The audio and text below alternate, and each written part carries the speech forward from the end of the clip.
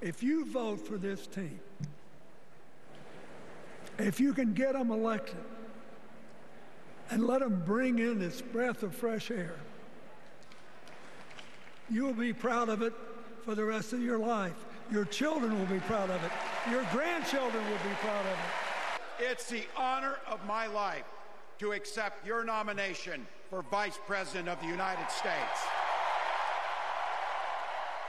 Voilà, c'est fait. Le gouverneur du Minnesota, Tim Walz, vient donc d'accepter l'investiture du Parti démocrate comme vice-président, comme candidat à la vice-présidence de Kamala Harris. Bon, Antoine Yoshinaka est là pour nous en parler, professeur de sciences politiques à l'Université de l'État de New York à Buffalo.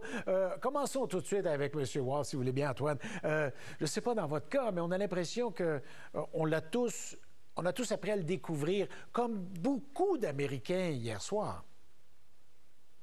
Oui, tout à fait. Écoutez, évidemment, c'est un gouverneur, mais c'est un gouverneur d'un État, du Midwest, le Minnesota, donc c'est pas nécessairement le gouverneur le plus en vue, là, mais on l'a découvert. On a découvert, je pense que l'Américain moyen a découvert il se reconnaît en lui. C'est un homme assez simple. Il est né au Nebraska, ancien coach de football, il a enseigné au secondaire. Etc. Il n'est pas allé dans des grandes universités d'élite, si vous voulez, de Ivy League, par exemple. Donc, je pense que c'était ça un peu sa mission. Il est très terre à terre et c'est d'ailleurs la raison primordiale pour laquelle Mme Harris l'a choisi. Pourquoi a-t-il abordé la question de leurs problèmes de fertilité? Peut-être qu'on a une pudeur canadienne où on n'aurait pas fait ça en public, mais c'est un thème qu'il a abordé très ouvertement devant des dizaines de millions de téléspectateurs. Entre autres, écoutez, c'est devenu un enjeu, les questions de traitement de fertilité. C'est un enjeu qui est avec l'avortement, donc c'est les droits reproductifs. On sait qu'il y a eu une décision, une cour en Alabama qui a voulu mettre sur la sellette les traitements de fertilité in vitro, là. Et donc, c'est devenu un enjeu cette année. Et donc, le fait que lui et sa femme, son épouse, ont eu des problèmes de fertilité et que ça leur a pris plusieurs années avant de pouvoir finalement avoir 2 enfants, je pense que c'est un atout, essentiellement, je dis ça entre guillemets, parce qu'encore une fois, il y a des millions d'Américains, de femmes et d'hommes qui font face à ces problèmes d'infertilité et donc ils peuvent, encore une fois, se reconnaître en lui et en sachant très bien qu'avec une présidence Harris et une vice-présidence Walz, ce qu'on espère, c'est que ce droit-là serait évidemment protégé. Bon. Bill Clinton également, grand orateur, n'a pas manqué son coup, a dardé à plusieurs reprises dans le temps, on l'a entendu. Et un appel également à la prudence, à la sagesse. Quand on est un ex-président de 78 ans, il l'a rappelé, il dit « il ne faut pas pécher par excès de confiance ». C'est pas gagné, c'est loin d'être gagné. C'est un organisateur depuis qu'il est tout jeune, depuis qu'il était sur les bancs d'université, lui. C'est un message que les démocrates, à un moment donné, là, quand ils vont sortir de Chicago, il faudra qu'on s'en rappelle de ça. Oui, tout à fait. Et c'est un message, évidemment, que même Michelle Obama aussi a martelé la veille. Donc, il faut se mobiliser, il faut s'organiser, il faut frapper aux portes, il faut parler à nos voisins, etc.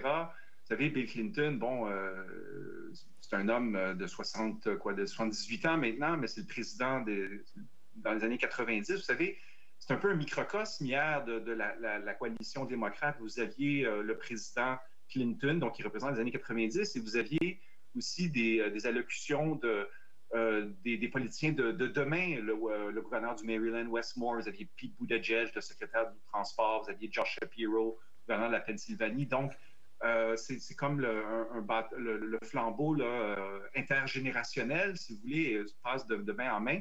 Et donc, le contraste avec, par exemple, la Convention républicaine, alors qu'il n'y avait aucun ancien président ou ancien vice-président républicain qui était invité ou qui avait prononcé un discours lors de cette convention-là. Donc, il y a quand même un contraste assez évident. Oui. Et un contraste aussi, c'était la présence là, de la puissance des stars également. Oprah Winfrey qui est dans sa ville natale, Stevie Wonder, bon, la liste est longue. Quel est l'impact? Est-ce qu'on peut prêcher et convaincre des gens au-delà de ces démocrates convaincus qui étaient là, qui feraient tout de toute façon pour Oprah Winfrey?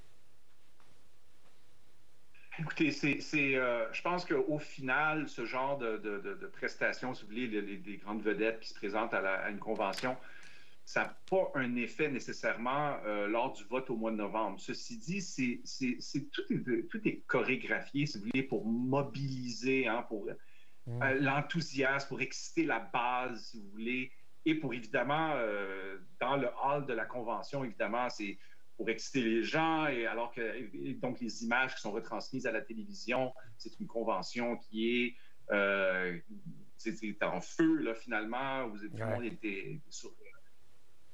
On applaudit, on chante, on danse. Donc, c'est un peu ça. Donc, ce sont les images qui sont évidemment diffusées, qui démontrent que c'est un parti c'est un parti où on a la diversité, c'est un parti jeune, c'est un parti dynamique, et c'est un peu ça, l'image qu'on veut projeter au pays en entier. Et puis, ils ont fait allusion à ça à quelques reprises. C'est un parti qui est plein de joie dans le moment. Même Oprah Winfrey l'a presque chanté à un moment donné, mais on comprend à quel point ces gens-là sont enthousiasmés dans le moment. Antoine, merci beaucoup d'avoir été disponible encore une fois pour nous commenter cette 3e soirée démocrate. À la prochaine.